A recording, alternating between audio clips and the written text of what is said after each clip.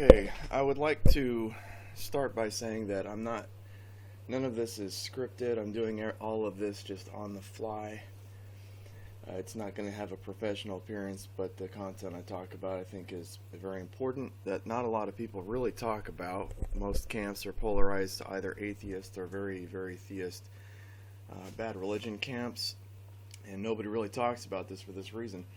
I want to open by looking at Matthew 7:10 and Luke 11:11. They both talk about the same thing. And Jesus says, "Which of your fathers, if your son asks for a fish, will give him a snake instead?" This is a reference to Deuteronomy, I believe. Let me get the exact verse here. Or hold on, let me see here. Numbers 21:6. Basically, the Hebrews were wandering in the desert. They didn't have food, aka fish, and they asked for food, but instead, because they were complaining, God sent poisonous snakes to kill them. And so Jesus is actually attacking this by saying, which of your fathers, he says, even though you guys are evil, even you know how to give good gifts, which of your fathers, if your son asked for a fish, would give him a snake instead? Jesus is literally saying the God of the Old Testament is evil, and he has nothing to do with him. The people who wrote the Old Testament are the people who killed Jesus. The Pharisees, the teachers of the law, these are the people who kept and maintained the scriptures. People say Moses wrote that. We don't know who wrote them, but we do know who maintained them, and it was the Pharisees and the teachers of the law. That's who chose what's in the Old Testament. That's who chose how things were interpreted, how things were transcribed. They were the gatekeepers of Old Testament scripture. So it's no surprise then that the God of the Old Testament is continually doing evil. And Jesus continually speaks against the God of the Old Testament. But keep in mind, he had to speak in parables, and he had to speak very carefully, because as he said to his own disciples, that you guys can't bear everything that I have to say. But once the Holy Spirit comes, then you'll be able to handle it. He came into a Jewish culture to basically tell them that their God, the God of their culture, is Satan, the God of this world, that only comes to steal, kill, and destroy. That was one of the trademarks Jesus gave to always be able to identify that it's Satan. Never holds to the truth, always a liar. Okay. In this series, I'm going to get into all of the nonsense of the Old Testament, like the Noah story and everything else. Entire books have been written on it, so I'm just going to summarize key points. But basically, Jesus told us the two commandments were to love God with all your heart, mind, and soul, and to love your neighbor as yourself. The first one is always hard for a lot of people because they don't understand, how do you love God? The second one, okay, I get that. That makes sense. But the first one, well, it's simple as this. God is truth. To love the truth with all your heart, mind, and soul. God is the spirit of love, which entails, forgiveness, grace, this sort of thing. So to love the spirit of love with all your heart, mind, and soul. God is a spirit. Jesus said that. God is truth.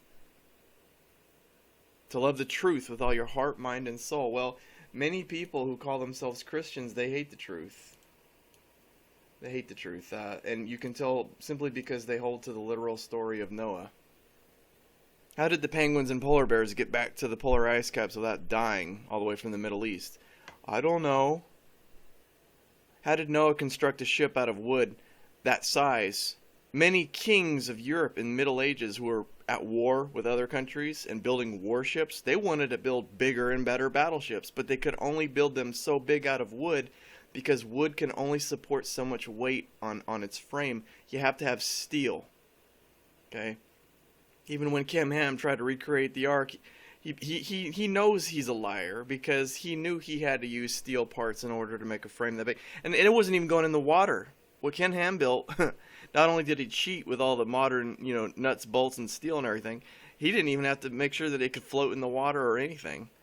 For a ship the size that the ark was described as, it would have required steel. No, it didn't have steel. This is one of there's a list of 100 different things at least that.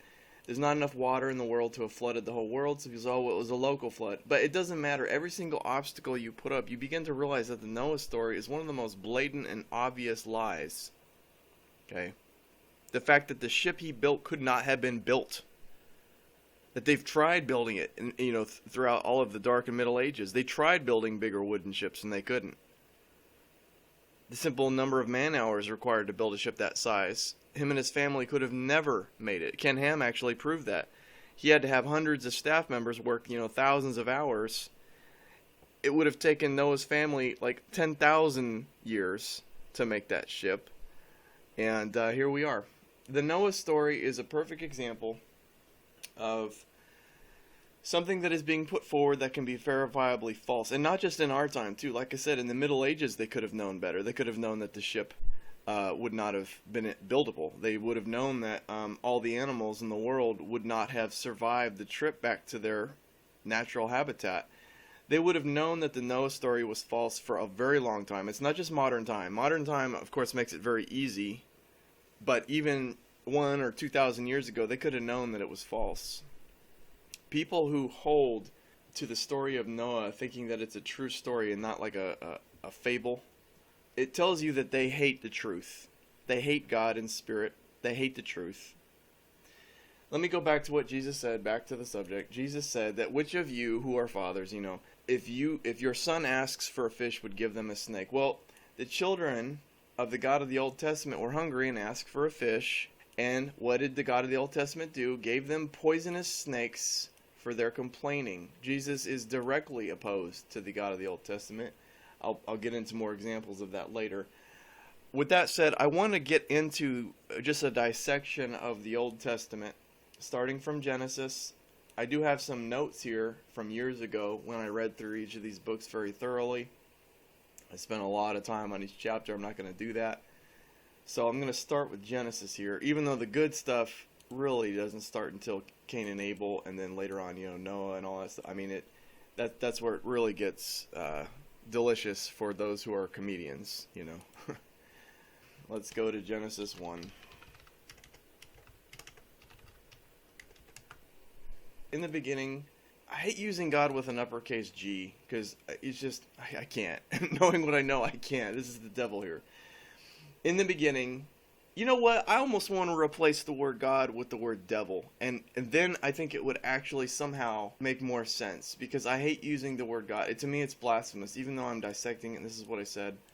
Man, okay. In the beginning, the devil claims that he created the heavens and the earth. Now the earth was formless and empty. Darkness was over the surface of the deep, referring to the ocean. And the spirit of the devil was hovering over the waters. And the devil said, "Let there be light." And there was light. God saw the light was good, and he separated light from the darkness. Okay, so here we have, they're claiming that the earth was created before the stars. So the order is already wrong. And that the ocean and the earth were created before the stars. How does light come before the earth? How did the earth come before the sun? How was the water on earth before the sun existed? We know that the galaxies are flying apart at a certain rate. This has allowed us to get an estimate as to how long the universe has been around. 13.7 billion years. Okay. Yeah, I was close. 13.8. 13.7 billion years. We've extrapolated that basically from just how the galaxies are flying apart. And we can see clearly how this has stayed the same. 6 days is not true. 6 days is a lie. And then the apologetics. I call apologetics or apologists people who are always apologizing for their false gods' mistakes, all their scribes' mistakes. They're always having to do these acrobatics to apologize for really, really bad logic or just big mistakes. And they're like those people in an argument who can never ever admit that they're wrong, even if it's obvious to everyone in the crowd. They can never admit they're wrong. They can't say they don't know. They can't admit they're wrong. They're always coming up with an excuse. They're one of those irritating liars. That's what most apologists are like. And so that's what apologists did. They said, "Oh, well, shoot, we definitely can't hold to the 6-day thing." Well, let's say a day is like 1,000 years to God, so it's 6,000 years. Even that's wrong. We got trees older than 6,000 years. We could tell by the number of rings, and how it grows a new ring every so often, so we can tell how old these trees are. And that's, of course, if we don't even want to look into like fossil records and carbon dating, because they don't accept carbon dating. They think that's evil. It's not evil. It's like saying measuring the number of rings around a tree is evil. What it really is it conflicts with the way they want to see the world, so they call it evil. But that's not actually morally evil. They just hate the truth. They can't face the truth. Okay, man, it's going to be a long time getting through Genesis if I keep going at this rate. So already the order is wrong. I just wanted to make that point, that they said that the earth is here. They, being the Pharisees, teachers of the law, the people who killed Jesus, who wrote the Old Testament, they said that the earth was here and the water was here before the stars were here, before there was light. So they got that wrong. Verse 6, and God said, and the devil said, let there be a vault between the waters to separate water from water. Oh, brother. So then, okay, he's making continents come forth. Okay. So the devil made the vault and separated the water under the vault, and this is nonsense. God called the vault sky. Okay, you gotta love this. How God called the word sky, not humans. God. Did a human call a thing, or did God call a thing? You know, so God called it sky. He made sure to tell Adam that too, I'm sure, when Adam came around. By the way, that thing up there is called the sky, so you should call it sky, because I called it sky. Okay, it's the sky. And there was evening, and there was morning, and second day. See, this is what I mean when so he made the stars after he made the earth. This is cavemen trying to tell their kids how the world came to be, making up nonsense. And yet here we are in the year 2022. That's what blows my mind. We're in the year 2022, and there are people who still hold to this as literal truth. This is so sad. These are people, like there are still people in the world who think the world is flat, which also Christians defended heavily because the Bible refers to the earth as having four corners, meaning implying that it's flat. And so for a very long time, the church was burning people at the stake, actually, because they did not accept that the world was flat. Yeah, so now there's evening and mornings and all this stuff because he made the sun after he made the earth. Great. And then it says, verse 9, the devil said, let the water under the sky be gathered until... You know what? I'm being too serious. I need to go into comedy mode. Okay, this is a comedy, truly. This is a comedy, and I'm missing... Oh, this is the right angle. Because there's so much absurdity in this whole book, this whole Old Testament, that I think I need to make this more of a comedy. It's going to be kind of hard to make it a comedy when we start talking about genocide, though. That's kind of hard to be... Let's see here.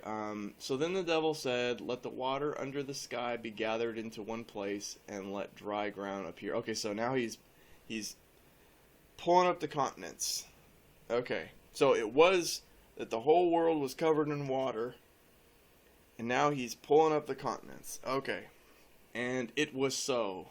The devil called the dry ground land, here we go again, and gathered waters he called seas, and the devil saw that it was good. It was so good that he had to rearrange it later during the flood, just for a little bit. And then the devil said, let the land produce vegetation, seed-bearing plants, and trees on the land that bear fruit with seed in it, according to the various kinds. I'm sorry, I'm daydreaming, so you definitely got to be. Okay, so he creates plants. Let me just read through this fast and summarize it. He creates plants, all different kinds of plants, and the devil saw that it was good.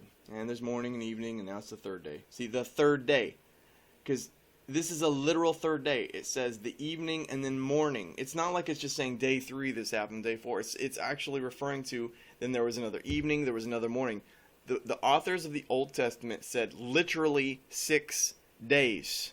Okay? All you apologetics don't even want to hold to your own Bible. 6 literal days. It says, verse 13, and there was evening, and there was morning, and then the third day.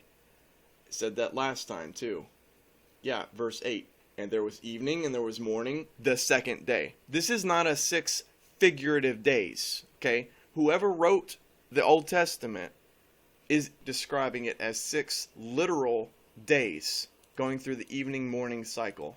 All the apologetics that are saying 6 figurative days are liars. They don't even want to hold to their own Bible, okay? Because they know it's a lie. And I'm referring to the Old Testament, okay? I want to be clear about that. Verse 14. Okay, great. Devil said, let there be lights in the vault of the sky to separate the day from night. Let them serve as signs to mark. Okay, so now he creates the stars. So he already had Earth from the beginning, and then later the stars. Wow. Okay. So we know this is false. Okay. You know what? I think I've already done enough to make the point that the technical parts of this are completely false. And here it is, verse 19.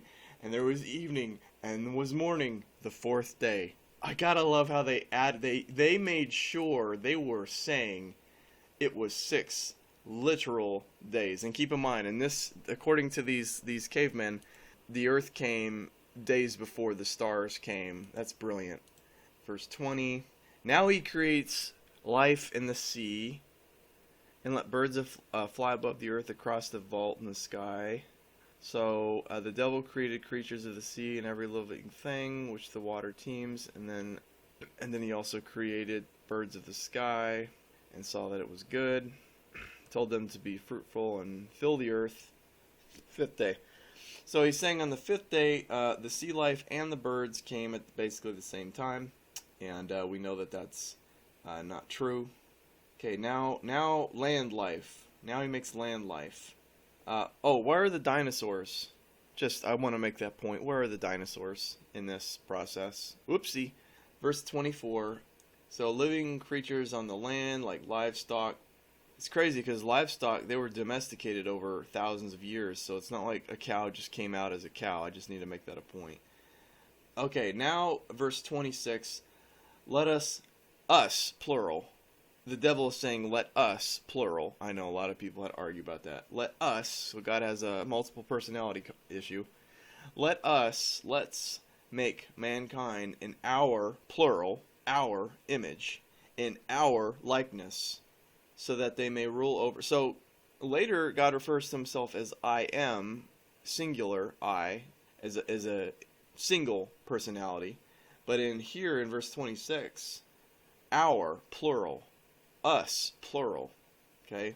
Just want to make a point of this. This isn't something that should be overlooked. It says, let's make mankind in our image, in our likeness, which is strange because mankind is full of hatred and jealousy and murder, and we were made in his image. It's interesting. So that they may rule over the fish in the sea and the birds in the sky, over the livestock and all the wild animals, and over all the creatures that move along the earth.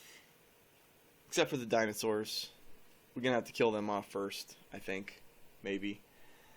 Verse 27, so the devil created mankind in his own image. In the image of the devil he created them. Male and female he created them. Oh no, gender identity. Basically, he made them a heterosexual species. Well, no crap. Meaning there are some species out there that are asexual, there are some that are heterosexual, but anyway, it's basically saying anybody with enough brain and observation knows that we are a heterosexual species, a male and female species. Verse 28 says the devil blessed them and told them to be fruitful and multiply, fill the earth and subdue it, rule over the fish in the sea and the birds in the sky, over every living creature that moves on the ground. Okay. Except the tigers or the lions. They will kill you. And the bears. They will... good luck with those. Ruling those. Verse 29. Then the devil said, I give you seed-bearing plant on the face of the... So now you can plant stuff. Okay. So farming. Okay. This is important later because of Cain and Abel. He says, and everything that has breath of life in it, I give every green plant for food. And so it was. Because, Cain grew vegetables. Verse 31, the devil saw what he had made, and it was very good. And there was evening, and there was morning, and the 6th day. Gotta love that. Genesis 2. I need to get through these faster here. First, let me look at my notes, see if I missed anything. Okay, I'm reading my notes here. So it starts off badly. God, infinite in power, resources, everything requires rest, like a man requires rest. This is pathetic. God does not require rest, or else it would reflect being limited and thus not God. Yep, exactly. Because it starts by saying, by the 7th day God had finished the work he had been doing. So on the 7th day he rested from all of his work. Then the devil blessed the 7th day, made it holy because on it he rested from all the work of creating that he had done. Meaning he's tired, and being tired is a symptom of having limited energy, limited energy. God had limited energy, and that's why he got tired. So we're dealing with a finite being here, the God of Genesis, requiring. It says, I guess to argue the other side, because I'm always arguing with myself. It doesn't necessarily mean that he required rest, but it just says that he rested. I guess it's just a strange way to say that he rested. I mean, another way of saying it would be he was done with his work. Now there's nothing left to do, except, punish the things that he created badly, the things that he knew were going to do evil things, and then punish them for it. So he wasn't really resting then, if you think about it. If this is the seventh day, then he's not really resting, because he's always fidgeting, according to the God of the Old Testament. He's always fidgeting. So this is a lie right here, actually, an internal lie within Genesis 2. He's not resting. Okay, if he was truly resting, he would have been having no interaction with humanity at all. No floods, no curses, no nothing. So he's not exactly resting. Maybe it's just a poor choice of words that they used. I don't know, but this is literally broken internally. Okay, 4. Adam and Eve. Here we go. Good times. Now no shrub yet appeared on earth, plant of it sprung up. Oh, wow. Rain hasn't existed yet. Oh, come on, man. Come on, forgot about this. Chapter 2, verse 5. Now no shrub had yet appeared on earth. So no shrub or no plants. And no plant had yet, oh my gosh, this hurts. This hurts my brain. He made the animals, he made, oh my gosh, he still hasn't made plants yet, okay? He made the animals. Okay, this really hurts. I don't want to try to think about the order here. So the earth was made first, and the earth and the oceans were made first, okay? The stars came later. Then he made the continents from the oceans. Then he did, the only one that they seem to kind of get right is the sea life, but it mentions the sea life and birds at the same time, so it kind of, it's like a broken clock is right twice a day. I think they may have just accidentally got that one right with the sea life first, life in the sea. But sea and bird life comes next, according to them. Let's see here. But there's no plants. What the heck did the birds eat? And what about bugs? What did the birds eat? There were no plants yet. Okay, so the plants come later. After let me just read this. Now no shrub had yet appeared on earth, and no plant had yet sprung up, for the Lord Satan had not sent rain on earth, and there was no one to work the ground. But streams came up from the earth and watered the whole surface of the ground. Then the Lord Satan formed a man from the dust on the ground and breathed into his nostrils the breath of life, and that man became a living being. Okay, I'm sure there's something here, but I'm missing it right now. Now the Lord Satan had planted a garden in the east. Oh, he planted a garden. Oh. I'm sorry, I'm just watching Satan walk through the wilderness and say, I'm going to make a little garden here, and he's imagining shrubberies, like Monty Python shrubberies, just shrubberies. Literally, verse 5, no shrub had yet appeared yet on earth. So he wants shrubberies. He demands shrubberies. Verse 8, now the Lord Satan had planted a garden in the east in Eden, and keep in mind, this is all fictional writing from these priests who murdered Jesus because they hate God and they hate the truth. So I just want to, for those of you who believe in the Old Testament, all that, no, just one bit of nonsense after the other. I just want you to think, I'm not on an attack against God, okay? I'm on an attack against nonsense and lies and bullcrap that actually hinders a belief in God. But just an attack against lies really is what this is about. So anyway, let me continue. 8. Now Lord Satan had planted a garden in the east in Eden, and there he put the man he had formed. The Lord Satan made all kinds of trees grow out of the ground. Okay, so now plant life and trees are coming. Finally, we had humans, we had birds and humans, but now we're going to get plants, okay? Trees that were pleasing to the eye and good for food, but not good enough for sacrifice. Cain. Keep that in mind, Cain. In the middle of the garden there was the tree of life and the tree of knowledge of good and evil. Okay, let me see what I got on my notes. I'm sure here. Oh yeah, in my notes for verse 5, I just put, verse 5 is claiming there was no plants yet because there was never rain yet. This is not how the ecosystem works. There, where there is an ocean, water, and wind, and evaporation, there is rain. I guess before the plants were here, there was no wind or evaporation. This is stupid, but I will proceed. Yeah, those notes are from years ago. I agree. This is stupid, but I will proceed. Then it says, God creates man's body from dust and breathes into it. He is not born in any way, just straight from dust. This is somehow easier to believe to some than apes getting smarter over time and eventually being called humans. Think about that. Think about that. Over millions of years, a species gradually getting smarter and smarter, using tools, that kind of stuff. You know, what basically evolution is. That's harder for bad, evil religious people to accept than the idea that we were just made out of dust. I know, once you use the God factor, then you can literally say, well, he can do anything and everything. Well, why didn't he just make the human being appear? Bing, just appear, right? Like the Big Bang. Just make the human appear. Why dust? I just wanted to say, you know why they say dust? Because the people who wrote this know that we decompose, and they know this. So they're ashes to ashes, dust to dust. They know we return to dust.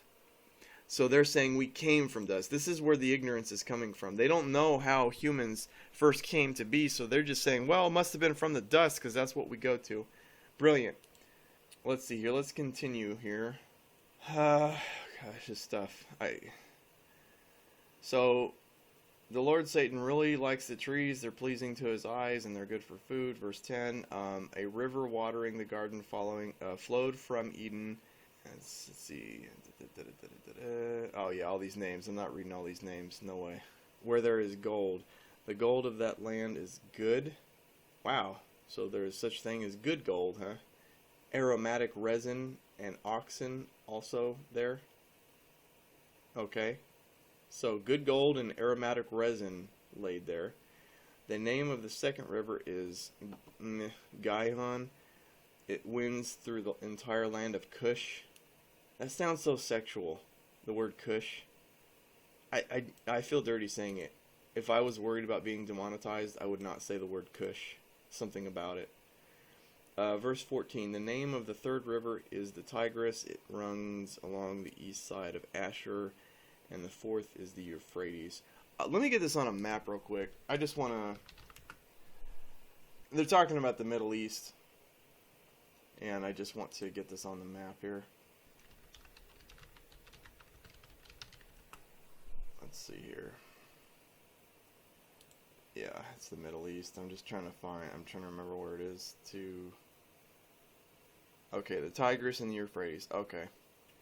So they're definitely saying that it's in the Middle East. I'm just getting a picture up right here. Maybe I'll put it on the video. I probably won't because I'm lazy about this kind of stuff.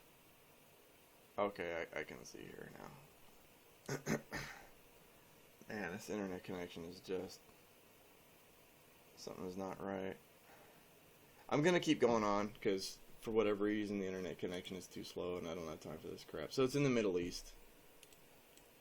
Verse 15, the Lord Satan took the man and put him in the garden. Gotta love it. Took him like an alien abduction. Just plucked him up. You know, he could have really done this for Noah and his family. It would have been real easy on Noah. Took the man and dropped him down like that game Dungeon Keeper. You just, with your hand, you just pick him up and you drop him somewhere else. And put him in the Garden of Eden to work it and take care of it. Oh, so Adam is a gardener. Man, the Lord Satan really loves his garden. He even created a human to take care of it. And the Lord Satan commanded the man, you are free to eat from any tree in the garden, but you must not eat from the tree of the knowledge of good and evil. From when you eat from it, you will certainly die. Okay. I had 3 dogs. 2 of them passed away last year. I still have 1 left. I would never plant anything, and I did a lot of research, so I didn't plant anything that would be poisonous to the dogs. You know, any kind of fruit trees or anything where the seeds, they might eat it and die. I would, in fact, so much so, I was so careful, I cared so much about them that I just didn't plant anything that could, I just didn't plant anything. I didn't want them to die from eating some stupid seed. It was just too much risk. If I was going to plant, I'd plant it outside of the fenced yard, okay? Why am I saying this? If you love somebody, if you love something, even if you don't love them, it's just a dick move to put some life form in a cage where right in the middle of it is a giant poison tree with death, okay? That is a giant dick move by the Lord Satan. If he really did not want them to eat from the tree, he would have fenced it off. It would have required them to go out of their way, jump over the fence, or, fly to a different planet, or whatever, to go and eat from the tree they're not supposed to. But the fact that he puts it in the same cage as Adam is evil. And then to be mad at him later for eating it. When he put them in the... this is what I'm talking about by the evil of the God of the Old Testament. He knew exactly what he was doing. Someone said, well, they didn't have to eat from it if they obeyed. Then God made them imperfect. God made them so that they would disobey. And he put the tree in there that would kill them. What you tell me. He built the ship, and then he gets mad at the ship for the way the ship is built. Okay? So this is some of the evil that these people are... The people who killed Jesus, who wrote the Old Testament, they are literally putting their evil God on people right now. And what's crazy is they are so under the lie, they can't see how this is evil. They think because they're on the winning side, anything that their evil God does is okay. Because it's like almost an abuse victim. They're so afraid of being punished by their own evil God that they don't want to say anything bad about him, think anything bad about him, and even though it's absolutely obvious that he's evil and he's abusive. I got triggered on that. I can't stand the fact that it says he takes the man and puts him in the garden, and in the middle of the garden there's a tree. It says, from when you eat from it you will certainly die. He may as well have just crammed the apple in Adam's mouth. Just cram it into his mouth and kill him, his beloved creation. Let's see what I wrote in my notes. Verse 17 makes it pretty clear that this is just a story with symbolism. It's not literal in any way. The tree of knowledge of good and evil is referring to consciousness and choice. Yeah. Verse 19 is symbolic for how we are, for how we like. Okay, yeah, I get to that. Now, okay, this is another interesting part. It just starts to escalate here. Verse 18: the Lord Satan said, "It is not good for the man to be alone. I will make him a helper suitable for him." Oh boy, suitable? Well, it may have been the case back then, but it's not anymore these days. Women are not helpers, and they are not suitable. Have you seen women in Generation Z? Seriously? It's not good for the man to be alone? Nowadays, it's very good for a man to be alone if he wants sanity and peace and quiet and to keep his money. How times have changed. Back in verse 18, it's not good for a man to be alone. I will make a helper suitable for him. Oh no, the patriarchy. I forgot to mention the patriarchy. There it is. There's the patriarchy. I will make a helper suitable for him. That's the patriarchy, guys. Right there. That's where it started. But keep in mind that God created the patriarchy, not Adam. So quit hating on Adam, okay? Alright? Verse 19, now the Lord Satan had formed out of the ground all the wild animals and all the birds in the sky. He brought them to man to see what he would name them, and whatever the man called each living creature. See, man didn't get to name the sky or the sea, but he does get to name the creatures. Alright. And whenever the man called each living creature, that was its name. So the man gave names to all the livestock, the birds in the sky, and all the wild animals. But for Adam, no suitable helper was found. So we got to go just a level up from livestock, but a level below Adam for a suitable helper. Verse 21. So the Lord Satan caused the man to fall asleep into a deep sleep. And while he was sleeping, he took one of the man's ribs and then closed up the place with flesh. Gosh, this hurts. Asexual reproduction. Adam is a man who actually gave birth. He had asexual reproduction. He produced Eve. Then the Lord Satan made a woman from the rib he had taken out of it. Verse 23, the man said, "This is now bone of my bones and flesh of my flesh." Hey, Game of Thrones ripped this off here. "This is now bone of my bones and flesh of my flesh, and she shall be called woman, for she was taken out of man," the womb of a man. "This is why a man leaves his father and mother and is united to his wife." Whoa, whoa, whoa. Why are they talking about this in verse 24? We haven't even got to babies or fathers or mothers and all this stuff yet. So I guess this is commentary from the priests who killed Jesus and their ancestors, saying this is why a man leaves his father and mother and is united to his wife, and they become one flesh. I see. You couldn't just say that the outie goes into the innie, and that's why they're interlocked. The beast with two backs, as it's called. Verse 25.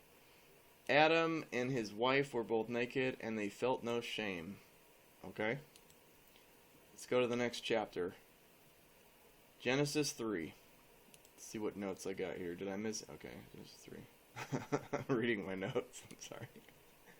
Let me read some of this, and then let me read the notes. I was obviously sexually frustrated at the time of writing these notes.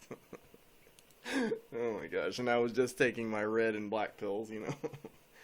Anyway, Genesis 3. Now the serpent was more crafty than any of the wild animals, and the Lord Satan had made. He said to the woman, "Did God really say you must not eat from any tree in the garden, or you must not eat from any tree in the garden?" The woman said to the serpent, "We may eat fruit from the trees in the garden, but God did say you must not eat fruit from the tree that is in the middle of the garden, the one that he didn't fence off, you know, or just cut down. You must not touch it, or you will die." Verse 4, "You will certainly not die," the serpent said to the woman.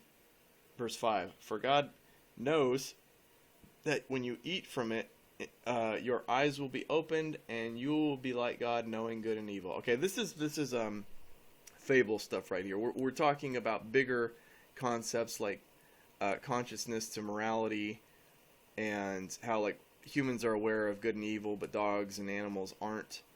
And so it's basically saying they're taking things that we know are true about ourselves and our current world, and they're weaving it into this to make it an origin story for this stuff. So anyway, verse 6. "When the woman saw that the fruit of the tree was good for food and pleasing to the eye," "and also desirable for gaining wisdom, she took some and ate it. She also gave some to her husband." Okay, I'm going to make a point right here, even a little bit about what I'm doing right here. Now here's something that's interesting. I want to make this really clear. Her desire was to gain wisdom, and now she's going to be punished for it. Her desire was to gain knowledge, and now she's going to be punished for it. The lesson the Bible is subconsciously teaching you here is do not try to gain wisdom. Do not try to gain knowledge. Be fools. Be ignorant. What did Jesus say? You know, about his people perish because of a lack of knowledge, lack of wisdom. Well, here it is right in Genesis. Knowledge and wisdom are what was promised, and that's what she was seeking. She was seeking knowledge and wisdom, and what came of it? She was punished for it. So the Bible is teaching you, you need to be a good little minion. Don't think for yourself. Don't think outside the box. Keep paying your tithe, and don't think. Don't have wisdom. So like what I'm doing right here as I dissect the Old Testament, this is an example of opening people's eyes to nonsense, exposing lies, and trying to help people gain knowledge, a real understanding about how the world works, and by taking out false understandings of how the world works. And so this right here is like, so you listening to this video right now is kind of like eating from the tree. And here's what's going to happen. Your belief system is going to die. This is true. You and who you are is going to die, but here's the thing. You're going to be reborn. Jesus said you needed to be reborn, by the way, so it's not bad if your old self dies. You're going to be reborn into something that's not foolish or lacking in knowledge. And that's fine, but it's painful. It usually is very hurtful and painful. I probably should have put that disclaimer at the beginning. Whoopsie. Okay, and desirable for the gaining wisdom, she took it and she ate it. She also gave some food to her husband, who was with her, and he ate it. This is kind of a dick move for her, though, by the way. She probably didn't tell him when he started eating it, just so she didn't want to do this alone, so she got him as an accomplice. Then the eyes of both of them were open, and they realized they were naked, so they sewed fig leaves together and made coverings for themselves. Then the man and his wife, see, they became self-aware, self-conscious of their own existence. Now they knew that they were alive, and not only that they were alive, that they were naked, that sort of thing. This is, again, taking things we know about our life and trying to weave it into an origin story. Verse 8, then the man and his wife heard the sound of the Lord Satan as he was walking in the garden in the cool of the day. Gotta love this. Okay, so the Lord Satan was walking, implying has two legs, 2 feet. Okay, so the Lord Satan took a human form and was walking in human form through the garden on the cool of the day. Not when it's hot. Lord Satan ain't trying to sweat. In the cool of the day. It would kill me if they just said with his umbrella or with his sunbrella, like to block the sun so it doesn't ruin his complexion. I would die. I couldn't. Those priests may have taken that part out because they'd say, well, okay, this is going too far. Now this is ridiculous. All the other stuff, not really ridiculous, but the sunbrella, oh yeah. And they hid from the Lord Satan among the trees of the garden. But the Lord Satan called out to the man, "Where are you?" See, he's playing dumb. This is again evil. He's deceptive. This is Satan completely. The character of the God of the Old Testament is so Satan's personality. Very insensitive, easily offended, playing dumb, deceiving people, manipulating people, tricking people into murder. All these things is Satan's personality, Satan's MO. So I have no sympathy for this character or the authors of this book. It's all evil. He says, but the Lord Satan called to the man, "Where are you?" He answered, "I heard you in the garden, and I was afraid because I was naked, so I hid." That's what, Adam was saying. And that's when the Lord Satan's like, "Busted. Who told you that you were naked? Have you eaten from the tree that I commanded you not to eat from?" This is literally like a parent dealing with a little child who just has got like chocolate chips all around his mouth, chocolate stain all around his mouth, and did you get into the chocolate chip cookie jar? Did you, and you know what I mean? And they're denying it, and they're like, you know what I mean? That's what this kind of reminds me of right here. The man said, "The woman," I love this. "The woman you put here with me, she gave me some fruit from the tree, and I ate it." He's basically saying, now we don't know whose side is true or not. If he knew what he was doing, or if he didn't know and she just tricked him. I wouldn't surprise me if she tricked him. It's their way. And so he ate it, and then after he ate it, then she told him where it came from, and then he got mad. Anyway, he said, "The woman you put here with me." And I want to make this point. The Lord Satan, in this story, made the woman, made her susceptible to this. Meaning Adam was, in the story, he was around for a while. He was content, just him and the animals, and he had no issues eating from the tree. And all of a sudden, literally not long after, not even probably a day after the woman is created, she somehow has an adult mind, even though she's only been on the earth for like a day. That's another thing we don't talk. There's so many things that you could mention in this stuff that go without saying. Somehow they have adult minds that that have somehow, and they have language. They just have language, I guess. God gave them the ability to have language, I guess. They didn't have to spend years learning language. But they have an adult mind and understanding of things, even though they've only been alive for a day. I want you to think about that. 1-day-old creature with an adult body somehow has an adult mind and speaks perfect, well, I guess, Hebrew in their time. Whatever. Anyway, Adam said in verse 12, "The woman you put here with me," the woman that the God of the Old Testament made for him, "she gave me some fruit from the tree, and I ate it." Then the Lord Satan said to the woman, "What is this you have done?" The woman said, the serpent deceived me, and I ate it." So they're playing the blame game, okay? Adam is blaming Eve for tricking him into eating it. Eve is blaming this Satan, or the snake, for deceiving her into eating it. So verse 14, "So the Lord Satan said to the serpent, 'Because of what you have done, cursed are you above all livestock and all wild animals. You will crawl on your belly and you will eat dust.'" Okay, this right here is absolute ignorance. "You will eat dust" is referring to how a snake puts its little tongue out, like to sense. Okay, but the people of the Old Testament who wrote this nonsense, they did not know why a snake spits its tongue out, but they just, it must be eating dust. Okay, so that's why this is how that origin story came up. This is trying to describe the way their world is with some stupid backstory like this. And it says, you will crawl on your belly and you will eat dust. So I guess it's kind of implying that before this, the snakes had legs, aka lizards. But there are still lizards with legs, so I don't know. Whoopsie. All the days of your life, I will put enmity between you and the woman, and between your offspring and hers. He will crush your head and will strike his heel. Again, more origin story stuff, how people don't want to get bit by snakes, so they kill snakes. And they just crush their head. I know. I live out here where there's a ton of copperheads and rattlesnakes and just all kind of snakes, and I'm having to kill copperheads all the time. Verse 16, to the woman he said, I will make your pains in childbearing very severe.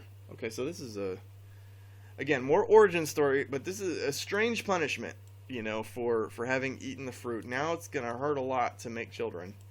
With painful labor, you will give birth to children. Your desire will be for your husband, and he will rule over you. So this is where the Old Testament has definitely established the patriarchy right here.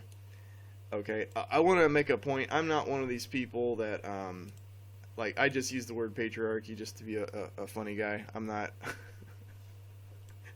I'm not one of these people that believes that women should be like cattle, but I'm also not one of these woke people that are talking about how women are just paid less because they're a woman. No, they work less. It's something else less, but you don't join a job and just, you're a woman. Okay, well, we're going to have to pay you less. There'd be lawsuits all the time if that was going on.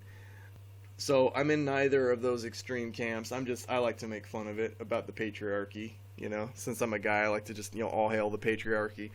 But this is actually where the belief system came from Hebrew culture, about how men are to rule over women.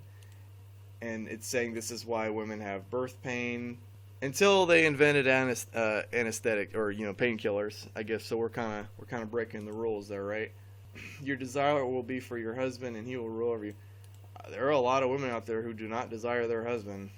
So anyway, 17. Okay, let me read my notes that I wrote first. I said in Genesis 3, the best part of the Old Testament, referring to Genesis 3. The author is warning people that if you have a good thing going, the best way to screw it up is to involve women. They will ruin paradise. They always want more. They can never be wrong. I told you, I was having my red pill rage, I guess, and I was really annoyed by women. They will ruin paradise. They will always want more. They can never be wrong. They deceive and they manipulate, and then they blame their victim for everything. Although Genesis is nonsense, this story of the fall from paradise is strangely informative. Yes, past Daniel. Yes, you are right. They definitely usually do ruin a good thing. It's just kind of funny how this whole thing played out. Yeah, verse 12 to 13, blame game, but really only Adam has a legitimate excuse. He didn't know what Eve was feeding him, as she included him in the guilt, so she wouldn't be alone. But Eve intentionally, willfully rebelled. Adam unknowingly went along for the ride. Again, more symbolism for life. 14, I would like to point out more falsehoods. Snakes they don't eat dust, they eat rodents. Although it looks like they're eating dust with their tongues, always spitting out. 14 through 20, more absurdity. God is now cursing things for doing what he knew and expected them to eventually do. Yeah, I did mention that already briefly. Verse 22, God is again referring to himself as multiple people, become like us. Let me see here, did I read that yet? No, I didn't. Shoot. Okay. Let me just finish this here. We're getting through Genesis. Here we go. Okay, I thought it was the curse of Cain by the sweat of your brow. No, it was the curse of Adam. My bad. It was one of those characters back then. I was one generation off. He said, now to Adam. Now Adam's punishment. So Eve got her punishment. Her husband's always going to be in charge. It's going to be painful to have kids. So that's her punishment. Adam's punishment. Adam got a worse deal, even though he was less aware of what he was doing. To Adam he said, because you listened to your wife and ate fruit from the tree about which I commanded you, you must not eat from. But, I put right in front of you. Cursed is the ground because of you. Through painful toil, you will eat food from it all the days of your life. It will produce thorns. Okay, so now he's going to have to really work for his food. So I guess the Lord Satan was doing some really good gardening and, causing everything to grow very easily. But now he's saying, I'm going to make it harder. I'm turning up the difficulty setting. if this was like a computer game, he was on recruit level when he was in Eden, and now it just got, put up to like Asian level, like Asian level difficulty. It says, through painful toil, you will eat food from it all the days of your life. It will produce thorns and thistles for you. So you're going to try and farm things and grow things, but all you're going to get is thorns and thistles. That's a dick move by the Lord Satan. And you will eat the plants of the field. By the sweat of your brow you will eat your food until you return to the ground, until you die. He's basically saying, okay, since from it you were taken, for dust you are, and dust you will return. See, there it is. That's why they think Adam came from dust, because we decompose when we die.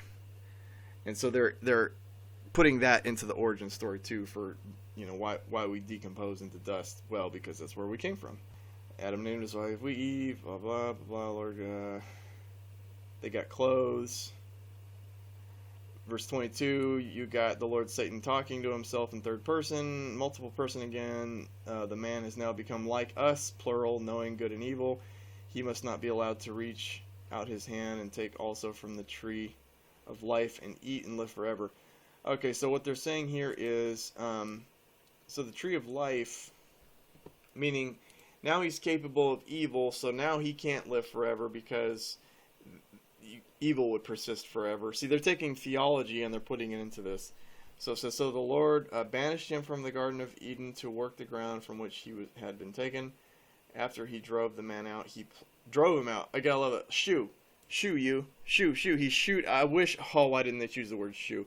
After the Lord Satan shooed the man out, like a little rat, he placed on the east side of the Garden of Eden a cherubim and a flaming sword flashing back and forth to guard. Oh, if this were a computer game, it would be like one of those obstacles that you have to like walk through at the right time, like a giant, like a Indiana Jones trap, like it's a swinging flaming blade. It says, and a flaming sword flashing back and forth to guard the way to the tree of life. So it's like a path.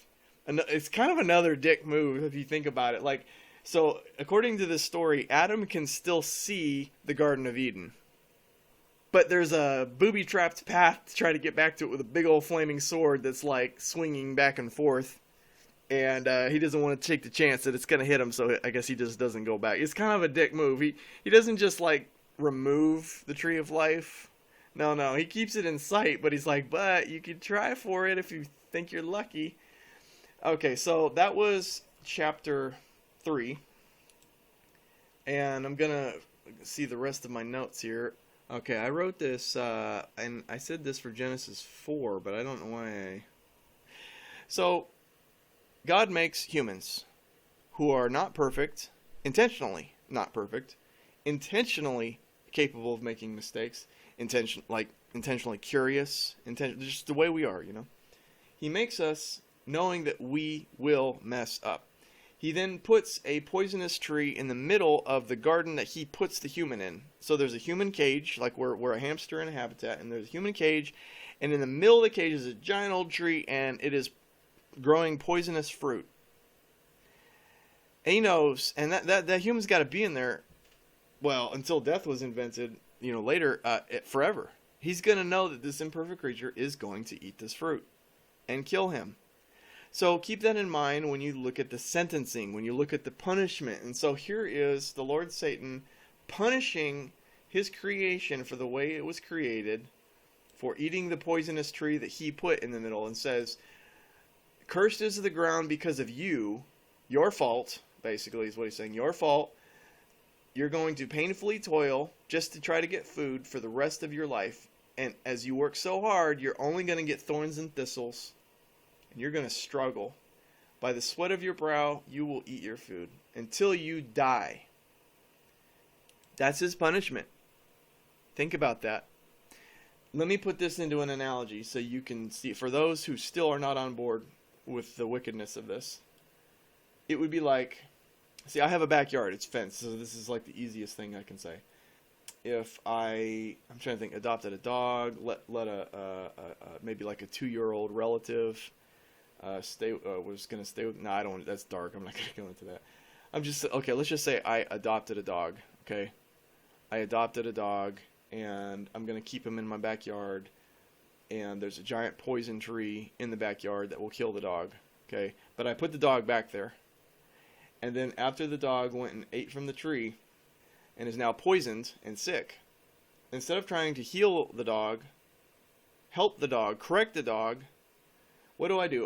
Well, not me, but what does the God of the Old Testament do? He goes out and beats the dog. Says you're going to be hungry and you're going to struggle for the rest of your life for food because you got sick from the tree I planted in your garden that I put you in. I want you to imagine a man beating a dog because it ate from the poisonous tree in the center of the yard that he put there. Okay? The God of the Old Testament is evil. We're just going one example after another. And anybody who holds to this evil nonsense is a servant of iniquity. They do not belong to God. They do not love the truth. And they are insane. And they're going straight to hell. Jesus said many will claim that they belong to him, that they taught for him, they prophesied for him. But he says that many, he will say, I don't know you. Now go away.